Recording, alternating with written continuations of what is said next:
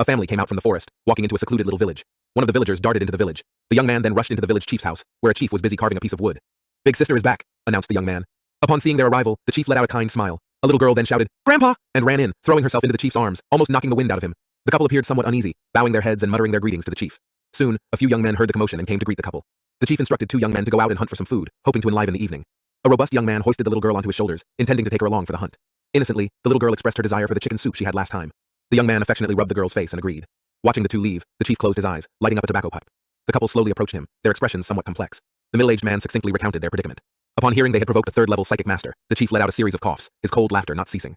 Pointing at the middle-aged man, he said he knew that no good would come when he had taken Manhwa his daughter away from the village years ago. He knew such a day would come. Manhwa softly called out, pleading for her father to save her husband. The middle-aged man turned to the chief, remembering that his father-in-law had been attempting to break into the 3rd level for a long time. The chief cut him off, admitting his attempt had failed, and had left him with internal injuries, causing a great decline in his cultivation and strength. If he encountered a 3rd-level psychic master, he could only buy them some time, urging them to flee with the child and seek help elsewhere. The man looked confused, not knowing who they should turn to for help. The chief glared at him, instructing him to seek help from the local departments or the Martial Artists Association. He reminded them that they were living in a society governed by law. Even a 3rd-level psychic master couldn't just kill people on the street. The middle-aged man, Tang's expression, however, was far from optimistic. If reporting to the authorities could solve the problem, he would have done so long ago, instead of dragging his family all the way to this remote mountainous area. The chief seemed somewhat tired, dismissively waving his hand, signaling them to leave. Just as Tang and his wife were preparing to leave the room, suddenly, someone rushed in, reporting that an outsider had arrived. Their hearts sank in an instant. Lu Sheng, with his map, looked just like an ordinary mountain tourist, curiously observing the village in front of him while following a few villagers. The entire village was not large, and could be fully seen from a high vantage point. The environment, however, was extraordinary, like an idyllic paradise. Suddenly, a dart flew towards him. Lu Sheng sidestepped it with ease. The young man asked who Lu Sheng was and how he got in. A little girl's head suddenly popped out from the bushes. She cheerfully greeted Lu Sheng and ran into his arms. Lu Sheng was taken aback. He hadn't expected to encounter the little girl and her family here. Seeing the map in Lu Sheng's hand, Tang, whose face was filled with surprise and bewilderment, felt a heavy weight lift from his heart. Tang took the initiative to approach and asked Lu Sheng how he ended up there. Lu Sheng scratched his head in embarrassment, explaining he didn't like traveling with the tourist group and had accidentally lost his way while exploring the mountain alone. Tang laughed heartily, explaining that this was his father-in-law's village, and they returned here every year to visit. Tang subconsciously looked toward his father-in-law. The chief squinted, sizing up Lu Sheng. He nodded and commented that Lu Sheng's eyes were very pure, then welcomed him with a smile to Celestial Village. The young man who previously attacked Lu Sheng flashed a smile, extending his hands towards Lu Sheng, apologizing for the earlier incident. Lu Sheng waved it off, indicating he didn't mind, but in his mind, he was considering the uniqueness of this village. Psychic practitioners were rare, yet there were 3 in this village, and the old chief was a surprising peak 2nd-level psychic master. Lu Sheng had originally intended to ask if he could hire help to transport the mithril, but given the circumstances, he didn't know how to broach the subject. As psychic practitioners, they would undoubtedly understand the value of mithril. While Lu Sheng was contemplating how to proceed, the little girl plaintively told him that she had lost her ball. It took him a moment to realize that she was referring to the plastic ball they had been playing with earlier. Lu Sheng patted the girl's head gently, promising he would help her find it. He released his psychic energy, spreading it around. When he discerned the scenes in that direction, the smile on his face gradually faded until it disappeared entirely. Suddenly, he sensed Amelia and Luna's presence. The once lively and cheerful celestial village suddenly quieted down. Everyone looked in one direction. Tang's face grew grave and tense, and the old chief put down his burning pipe, his eyes slowly narrowing. At the entrance of the village, a group of people was steadily approaching. Leading the group was a man in a purple suit, and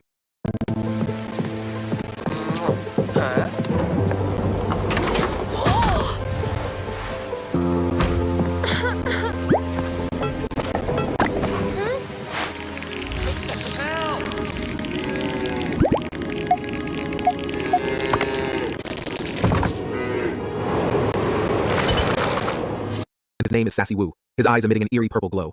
A man behind him had Amelia and Luna slung over his shoulder. Both of the girls had tapes around their mouths, preventing them from speaking, but the look in Amelia's eyes seemed to tell Lu Sheng to run. After spotting the man was a peak 3rd-level psychic master, the old chief unleashed his full power, and his psychic energy radiated around him. He shouted for Tang to flee with his family and the villagers. Several streaks of golden light surged from the chief towards Sassy Wu, who remained calm, waving his hand dismissively. Silver lines and golden light intertwined midair, clashing and creating a sound reminiscent of swords clashing. The golden light gradually dissipated, and Sassy Wu looked at Tang with a smirk, taking a step forward. He told the chief that his energy was weak, and power was too shallow, unworthy of being called a psychic master, and then he released his psychic energy, step by step, walking towards them.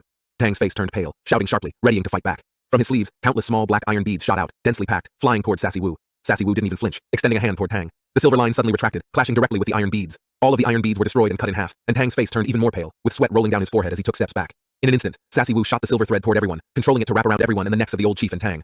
Sassy Wu looked around. This deserted place was perfect for torturing them at his leisure, and no one will ever find out. He licked his lips as he looked at the little girl, planning to use her to make liquor. Tang was desperate, his eyes bloodshot as he shouted at Sassy Wu, calling him an animal. Sassy Wu, however, burst out laughing, tightening the silver thread around the necks. He seemed to revel in the helplessness of the middle-aged man. Luna's eyes welled up with tears. She knew that Sassy Wu was definitely a 3rd-level peak psychic master, and she knew everyone was going to die here. Amelia looked at Lu Sheng, already accepting her fate. Even though she wasn't willing to die here, she hoped that they could meet again in the next life. Sassy Wu ordered his subordinates to bring the little girl over, and Sassy Wu's grin grew even brighter. Suddenly, a sound as sharp as a cannon tearing through the air interrupted his words. His silver thread had been broken, and Lu Sheng's eyes gradually grew cold. He held the silver thread in his hand and smiled at the little girl, assuring her that everything was all right now. The 2 subordinates rushed towards Lu Sheng, and Lu Sheng simply threw a non-serious punch. To Sassy Wu's surprise, the 2 burly figures who were supposed to be 4th-level martial artists, like broken sacks, were knocked back in his direction and rapidly flew toward him. Sassy Wu looked at Lu Sheng, who appeared so weak. How could he possibly have the power of a 5th-level martial artist? He shook his head, dismissing Lu Sheng as just a kid with inhuman strength. He summoned the silver thread once more, threatening to slice Lu Sheng's body open like butter. Lu Sheng held the little girl with one hand and looked at Sassy Wu with a smirk. His eyes were serene, and he calmly observed Sassy Wu. The powerful psychic energy of a third-level psychic exploded out, and dozens of silver threads interwove in front of Sassy Wu, forming a delicate and intricate spider-shaped web that shot toward Lu Sheng. But the next second, Sassy Wu's smile froze on his face. Hundreds of silver threads that were so fast they were almost imperceptible to the naked eye were stopped by Lu Sheng with his bare hands. Lu Sheng calmly extended his right hand. His palm seemed to harbor a black hole vortex. The silver spider threads that shot to Lu Sheng were all absorbed by the vortex in his palm, all converging into his hand. From a distance, Luna, who had witnessed all this, her eye bludge, can't believe what was happening. It was as if she had been electrified, her lips trembling madly. This was control-level martial arts. Luna had only heard a teacher mention it once in the martial arts class at Dongning University. It was like something that should exist in legends suddenly appeared before her. Far away, Sassy Wu let out a shocking scream that was almost distorted. His eyes were wide open, filled with disbelief. The strength of a psychic master is a presence that transcends ordinary martial artists. What Lu Sheng was doing now was something he couldn't even imagine. It was as if someone had caught a missile with their bare hands. Hundreds of silver spider threads were held in Lu Sheng's hand. He yanked hard at the threads in his hand. Sassy Wu in his purple suit in the distance immediately let out a cry of surprise, like a puppet being pulled by a string, involuntarily flying towards Lu Sheng. Suddenly he stopped, his eyes staring fixedly at Lu Sheng, showing a deep sense of madness. As he spoke, a terrifying psychic power far beyond before expanded from Sassy Wu's body. The chief shouted, "Be careful! He's going to self-destruct his psychic power!" Everyone was worried, and their face gradually turned pale. Amelia looked worriedly at Lu Sheng. Only Lu Sheng, who was at the center of attention, remained motionless. He watched as Sassy Wu with his distorted features grew closer and closer. A deep pity showed on his face. "I have to say, your psychic power is..." Lu Sheng then paused. He shook his head and spoke softly. "It's pitifully weak." The next second, the twisted smile of Sassy Wu froze. In front of him, in front of everyone, they saw Lu Sheng holding Sassy Wu in one hand, as if he had pinched an ant to death and squeezed him to death. Lu Sheng then let go, leaving the messed-up figure crashing onto the ground. Hundreds of silver threads dispersed. The secret mithril-crafted psychic weapon, he then put away. The little girl looked at Lu Sheng in surprise, thanking him for saving everyone. At this moment, everyone in the village was already shocked to the point where they couldn't speak. The martial arts strength demonstrated by Lu Sheng was already terrifying, but the psychic power was even more scalp-numbing. The chief slumped to the ground, a high school student with the power of a fifth-level martial artist, and psychic strength overwhelming a peak third-level psychic master. As if a nuclear bomb had exploded directly clearing everyone's minds, and leaving them momentarily blank. The most shocked people were Luna and Amelia. Both of them were high-achieving students at Dongning Martial Art University. It can be said that the number of prodigy they have seen around them is countless, many of which are unimaginable for ordinary people. But now, the so-called prodigy they could think of in their minds, compared to Lu Sheng. Their difference are simply day and night. They weren't even qualified to tie Lu Sheng's shoes. As if Tang was waking up from a dream, he ran over quickly. He first checked the safety of his wife and daughter, then got up and walked to Lu Sheng. Tang opened his mouth but found that he didn't know how to address Lu Sheng. Lu Sheng was still Lu Sheng, but his status in his mind has already changed dramatically from before. Lu Sheng smiled and said that their relationship has not changed. How they used to call him, they can still call him now. It wasn't a big deal. To him, what he did was just casually crush a pervert. There is no need to thank him. But there is one more thing he needs their help with. Tang quickly nodded and said he would do his best. 3 hours later, Lu Sheng got on the bus. Lu Sheng's eyes were fixed on the scenery outside the window. He was quietly thinking about things. He had achieved his main goals this time. He left the minerals and mithril to Tang. Lu Sheng knew Tang probably have his own special channels to deal with this batch of mithril. As for Lu Sheng, it was time to register for his psychic master's qualification. Not only that, but Lu Sheng also got an extra set of secret mithril psychic weapons. All those hundreds of silver threads were made of mithril. Lu Sheng weighed it, and it was about 4 or 5 pounds. On the seat to his left, Amelia and Luna were both watching him, especially Amelia, who was no longer hiding her feelings for Lu Sheng. She stared at Lu Sheng's side face, not knowing what she was thinking. She suddenly asked Lu Sheng where he planned to go. Lu Sheng turned his head and said he was going to the Psychokineticist Association. Amelia blurted out, her face full of joy. The Psychokineticist Association is in the city where she lives. They can go together. Lu Sheng looked at her in confusion and asked, "Isn't she a student of Dongning Martial Arts University?" It was quite far. Amelia was at a loss for words. Luna the side looked at her helpless face and came to the rescue saying that it was Amelia's hometown, and she was originally going to go home anyway. Amelia hurriedly agreed. Lu Sheng smiled slightly and nodded, saying they will go together then. He still had some questions to ask Amelia. Amelia was overjoyed, her pretty face glowing, as if she had just gotten a great deal, and even offered that Lu Sheng could stay at her house if needed. Lu Sheng liked to have Amelia as a friend. Just moments ago when Sassy Wu attacked, Amelia was captured, and she risked her life to warn him to run. Such consideration was indeed rare. Suddenly a phone call came in. It was from Snowy. Snowy said that the military star selection had been brought forward, and she was coming to pick up Lu Sheng. Lu Sheng was a bit surprised, but informed Snowy of his whereabouts. After the 3 of them got off the bus, Lu Sheng suddenly said that he had something to attend and needed to part ways. Amelia was a bit disappointed, but she quickly recovered and offered to find someone to be his driver. Lu Sheng shook his head and said his friend was on the way. Then, the roaring sound of an engine approaching from afar echoed throughout the street, attracting many people to stretch their necks and watch. A supercar rushed from the distance and approached quickly. The car door swung upward, and 2 people stood up from inside. The girl rushed out of the car and gave Amelia a fierce hug. The blonde young man sitting in the car, dressed in colorful clothing, greeted them with a smile. Amelia let go of the girl whom she was hugging and glanced at the blonde young man with a somewhat unhappy face. She didn't expect him to be here too. Amelia politely introduced Luna, saying that she was her best friend who also studied at Dongning University and was a second-level martial artist. When it came to introducing Lu Sheng, she blushed and mentioned his name and said that they were good friends they met while traveling. Amelia thought that the mysterious and dazzling aspects of Lu Sheng could not be explained in a sentence or two, and he probably don't want his martial status released to strangers. Unfortunately, both the girl and the blonde young man did not notice this. Their attention was entirely on Luna. The girl proactively extended her right hand to Luna and enthusiastically introduced herself. The blonde young man's eyes lit up noticeably when he heard that Luna was a second-level martial artist from Dongning University. He introduced himself and said casually that they were all friends now. As for Lu Sheng, the 2 glanced at him and did not pay him any further attention. The man took out his keys to unlock the car door and pointed at the cool sports car with a smile, saying that there were just enough 4 seats and they could go out to have fun together. However, Amelia frowned as she stared at the back seat of the sports car. There were only 2 spots. Where would Lu Sheng sit? The girl, surprised, opened her eyes wide and without any hesitation said directly, calling out Lu Sheng was just a travel friend who Amelia met on the way. There was no need to bring him along. Upon hearing this, Lu Sheng didn't show any sign of anger. He politely declined and told Amelia that his friend would pick him up soon. The blonde young man pulled out a wad of cash from his pocket, threw it in front of Lu Sheng, and told him to take a taxi by himself. Amelia was very angry, but Lu Sheng just stared at the banknotes scattered on the ground by the blonde young man. Lu Sheng patted Amelia on the shoulder and told her it was okay. Just then, a rumbling sound of helicopter blades came from above their heads. The sound was so loud that it was even accompanied by a gust of wind, blowing the banknotes all over the place. The people looked up in surprise, only to see a large helicopter hovering above the bus stop, just over their heads. A beautiful female officer in a dark blue military uniform stood next to the open door of the helicopter, half of her body hanging out, throwing down a long rope ladder. She told Lu Sheng to hurry up and climb. Lu Sheng looked at the bewildered faces of Amelia and Luna. He gave a slight smile and then said farewell, and then, with a leap, he jumped and held onto the ladder, then quickly climbed up the rope ladder to the helicopter.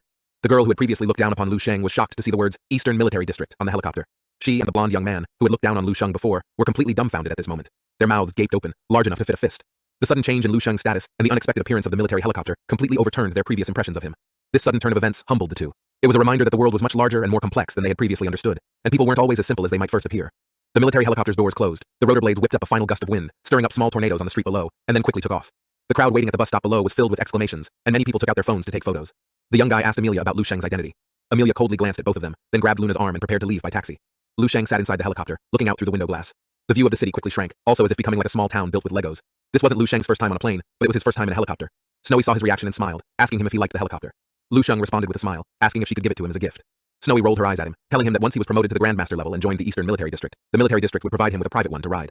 Lu Sheng just smiled and didn't say anything. His gaze returned from the window and closed his eyes to rest. In Snowy's eyes, Lu Sheng seemed a little different. She couldn't see through him anymore. The joke was over, and she took out a file. All the prodigy training camps in all the provinces of the Eastern Military District had concluded, and the candidates for the military star selection from each province had all been determined. This year's military star selection candidates were stronger than any previous years. Snowy's expression turned serious. When she received the materials, even she was greatly shocked. Chin joked that if it hadn't been for their province producing such a monster like Lu Sheng, they would end up like a cheerleader on the sidelines. The data in the materials, even though they had looked over it several times and could almost recite it by heart, still stuns them. 80% of the candidates were martial artists with special talents. Among them were elemental control type martial artists, also a psychic practitioner who passed the second level examination. The most scary thing was there was even a freak with the strength of fourth level martial artists. After saying all this, Chin and Snowy looked up and found that Lu Sheng had been looking out the window the entire time, seemingly looking at the scenery. Snowy laughed bitterly, wondering why Lu Sheng didn't show any sort of surprise. Hearing about the strength of these people, Lu Sheng turned his head and showed a JoJo face, nodding while exclaiming, "Wow, I'm super surprised. They are so strong." Chin laughed, noting that Lu Sheng was too fake. Chin knew that talking to Lu Sheng about these things was pointless. It was better to talk about the rewards. Hearing this, Lu Sheng became extremely excited. Snowy explained with a laugh that many big shots from the army department would come to watch the selection this time, and the arena fights would be changed to battles against alien beasts. Lu Sheng thought to himself, in this world, almost everyone knew. The greatest opponents humans faced were those strange and powerful beasts that emerged from the cracks in the ground and the gaps in the sky, possessing bizarre abilities, terrifying strength, and seemingly endless numbers. Countless human martial artists devoted themselves to the battlefield, but even so, the living space of humans was still shrinking year by year. Lu Sheng was quite surprised. The military was letting students to combat with these beasts so early. He guessed that the frontline situation was not optimistic. Snowy nodded, saying that a gentle, step-by-step approach was no longer suitable for them. Only by experiencing pressure early could they transform it into motivation for martial arts. Lu Sheng nodded in agreement with this concept. Snowy said that although the selection had become more difficult this time, the rewards had become more abundant. Upon hearing this, Lu Sheng became interested. As long as one could get into the top 10, they could obtain a vial of exotic beast blood. The top 3 could directly enter the blood pool, and the one who obtains the coveted title of military star would get the opportunity to enter an even higher level, the marrow pool. Lu Sheng had never heard of these things, but they sounded pretty powerful.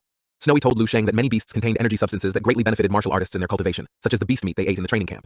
However, the beast's meat only underwent the most basic and initial processing, while the beast's blood and marrow were the most essential and most valuable parts. The top 10 could only obtain a few hundred milliliters of the blood, while the top 3 could enter the pool, which was a whole cultivation tank, absorbing as much as one could. As for the first place reward, the marrow pool, it was beyond measurement in value. Lu Sheng knew that the martial art techniques he was practicing now required a large amount of energy, and using supplements was a slow process. If he could obtain the beast's blood and beast marrow, the rewards could benefit him greatly. This time Lu Sheng nodded seriously. Seeing Lu Sheng's attitude becoming a little more serious, Snowy also showed satisfaction smile on her face. After an unknown amount of time, they arrived at the Eastern Military District. Looking down, they could see a forest of buildings, countless armored vehicles coming and going, and various high-tech weapons and military personnel. Chin proudly asked Lu Sheng if he was impressed by the Eastern Military District. Lu Sheng nodded, but he was not too shocked, having seen many martial arts bases in the future, which was all dozens of times larger, but still ended up shredded into ruins. That was the real shock. The cabin door opened, and Lu Sheng followed Snowy in a military armored vehicle, entering a massive building. Tomorrow would be the official start of the military star selection process. Snowy led